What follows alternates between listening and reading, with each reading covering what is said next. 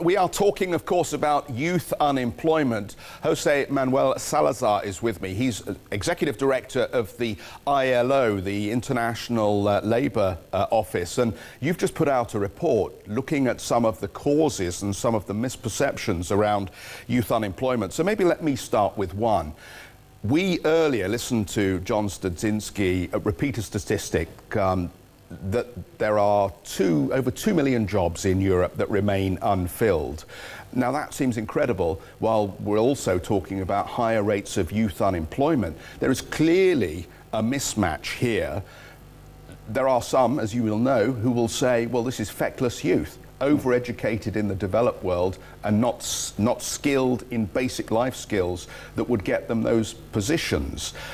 Does that argument hold any water based on the work that you've been doing? Yes. Well, first of all, thank you for the invitation to the program. A pleasure to be here. Look, traditionally, even before the crisis, we have observed that there is a relationship of, youth are twice or three times as probable to be unemployed as adults. There are certain disadvantages that characterize youth. I mean, the main one is the work experience. That's, they are in a kind of catch-22 situation. They don't have work experience, therefore employers don't choose them, don't prefer them. Then they are not employable, and since they have never had a job, they are kind of in a vicious circle. And then a challenge is, how do you break those vicious circles? There's a lot that companies and governments can do in that sense.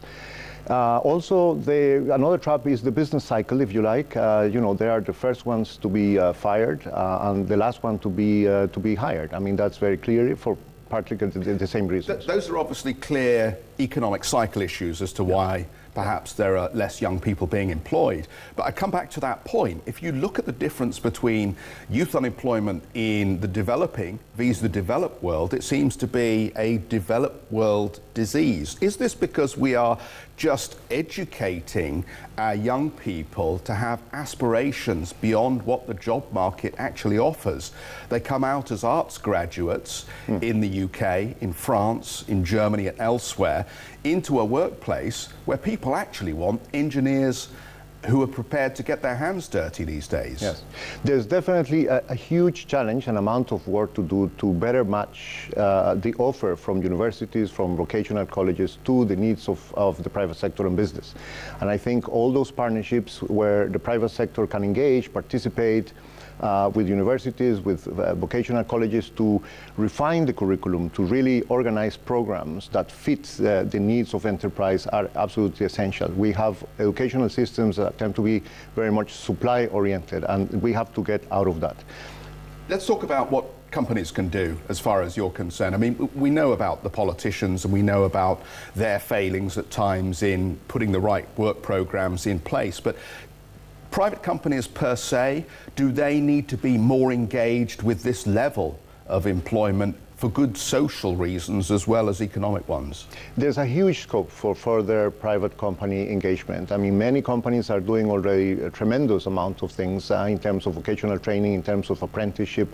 But I think the challenge is not just to respond to government incentives for hiring apprentices or for hiring young people, but do things as part of company strategy, do things as part of corporate social responsibility. There are sorts of coalitions working with the business, industrial organizations, chambers of industry. What is the one big thing that would change outcomes for the most number of young people that needs to be done? Look, I would say there's no magic bullet, but vocational training, apprenticeships, it's absolutely essential. And I would say on the same level with that, partnerships with what we were talking before, vocational training institutions, universities, the private sector and the educational system has to work together. If I may have a word on developing countries that you mentioned.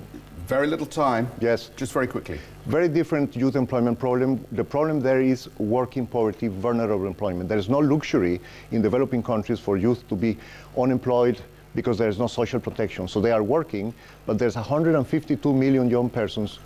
Very good talking with you. Thank you very much. Just let you get that point out. The Executive Director of the ILO.